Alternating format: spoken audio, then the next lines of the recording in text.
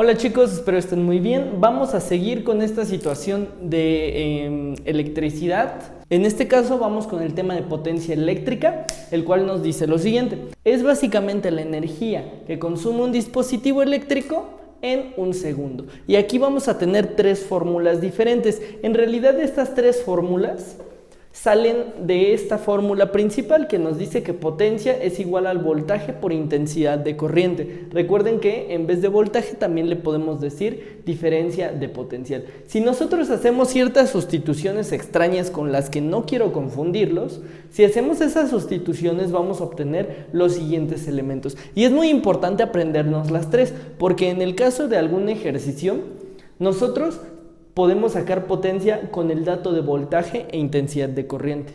Si no tuviéramos voltaje e intensidad de corriente, podemos hacerlo con intensidad de corriente y resistencia. O sea, sin necesidad del voltaje podríamos sacar la potencia. Y finalmente, sin necesidad de la intensidad de corriente, también podríamos sacar la potencia con voltaje al cuadrado sobre la resistencia. Entonces es importante aprendernos esas tres fórmulas. Ahora, y mucho más importante aprendernos que las unidades de la potencia, como aquí mencionamos, son los watts. Y tener en cuenta que un watt es lo mismo que multiplicar un volt por un ampere. Y como lo mencionamos al principio, un watt es igual a un volt por un ampere y eso es igual a un joule sobre segundo. Recuerden que cuando nosotros vimos la parte de joules en física, hablamos acerca de energía. Los joules sirven para la energía y como lo dice el título, es la energía que se consume ¿en cuánto tiempo? En un segundo. Entonces, básicamente eso es la potencia. Con estas tres fórmulas vamos a poder resolver este ejercicio facilísimo. Dice, ¿qué potencia eléctrica desarrolla una parrilla si al conectarse a un voltaje de 120 volts circula por ella una intensidad de 8 amperes? Si leemos todo el ejercicio va a ser complicado resolverlo. Yo les recomiendo que primero pongamos nuestros datos, que en este caso nos piden la potencia, no la sabemos. Después nos están dando el dato de la diferencia de potencial o el voltaje, que son 120 volts. Y después nos dan el amperaje. Básicamente el amperaje pues es la intensidad de corriente, que son 8 amperes. ¿Qué fórmula podríamos utilizar con voltaje e intensidad de corriente? Pues aquí tenemos esta que es facilísima, voltaje e intensidad de corriente. La potencia la vamos a sacar como voltaje por intensidad de corriente, la multiplicación más básica del mundo, y entonces multiplicando nos quedaría voltaje de 120 multiplicado por 8 amperes. Si nosotros multiplicamos, en este caso voy a hacer la multiplicación de 12 por 8, eso nos daría 96. Y como aquí hay un 0, le agregamos un 0 y quedarían 960, pero 960 ¿qué? Watts. Recordando que un watt es lo mismo que un joule sobre segundo, ¿no? Y ese sería el resultado. Hablando de circuitos eléctricos, nosotros vamos a tener dos tipos de circuitos eléctricos, facilísimo. Aquellos que tienen resistencia en serie o aquellos que tienen resistencia en paralelo. Es importante en este caso, súper importante, saber reconocer cuándo está en serie y cuándo está en paralelo. Básicamente, estas cositas de aquí, que son como unas montañitas, podría decirse, se les llaman resistencias. Es el símbolo para una resistencia eléctrica. Bueno, ¿qué es una resistencia eléctrica? Básicamente, y lo explico con el dibujo, aquí entra el voltaje. Entran el voltaje y la corriente a nuestro conductor o a nuestro cable. Cuando llega una resistencia, lo que va a hacer el voltaje es disminuir. Eso es lo que hace una resistencia, ya lo habíamos mencionado anteriormente. Limita la cantidad de electrones que pueden pasar por el medio.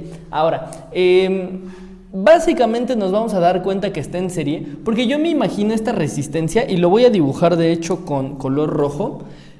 Esta es la resistencia con dos bracitos, no sé si lo alcancen a vislumbrar, ahí están sus dos bracitos, y esos dos bracitos están agarrados, más bien uno de esos brazos está agarrado a uno de los brazos de la resistencia 2. Como solo hay un punto, o sea, este con este, solo hay un punto o un nodo, es una resistencia en serie. Este bracito está con este bracito, pero solamente se están tocando una vez. Y este bracito está con el bracito del otro, digamos que solo se están tocando una vez.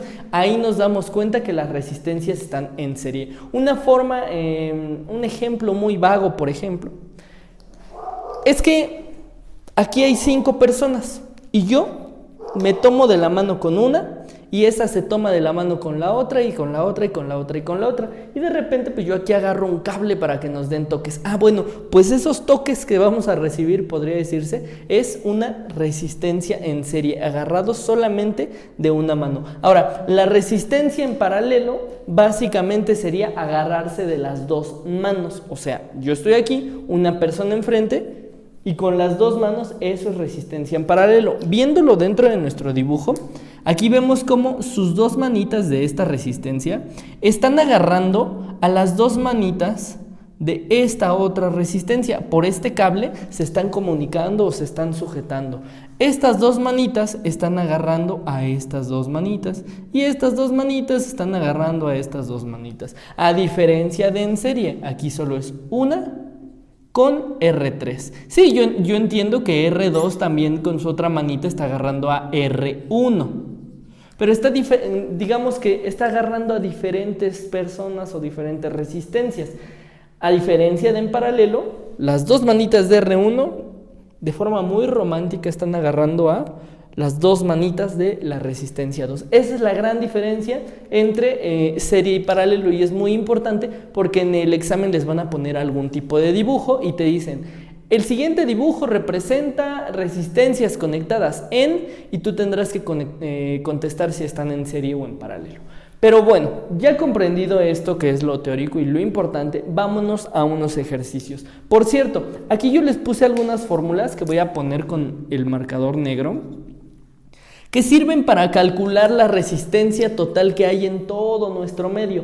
Por ejemplo, cuando estás en serie, solo sumas R1, R2, R3, R4. Las sumas y terminaste.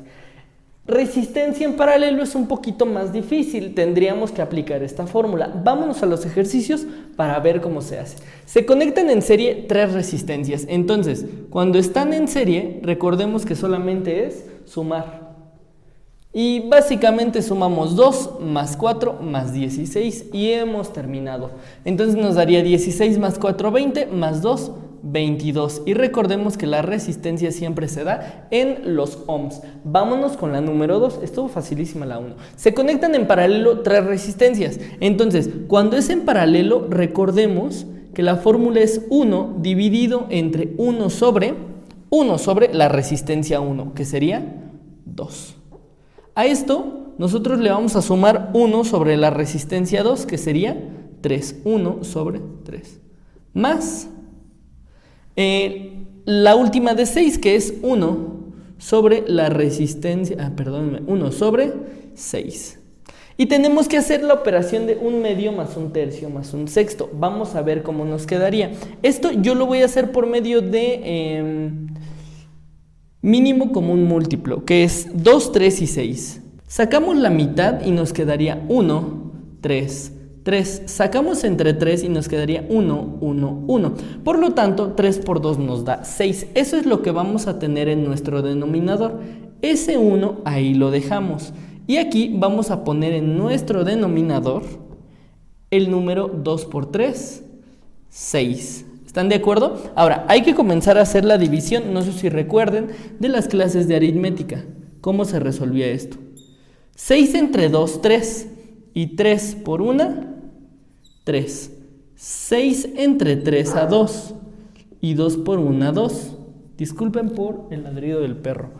Y 6 entre 6, 1. Por 1, 1. Y aquí tendríamos que sumar. Más.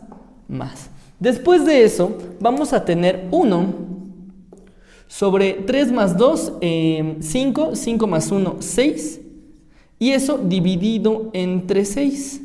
Y entonces ya nada más hay que hacer la ley del sándwich. Recordemos que este 1 tiene un 1 abajo y vamos a hacer 6 por 1, 6. 6 por 1, 6, y finalmente 6 entre 6 nos da 1. ¿Y eso qué significa? Que tenemos como es resistencia, recordemos que se mide en estas unidades que se llaman ohms, y ese sería el resultado.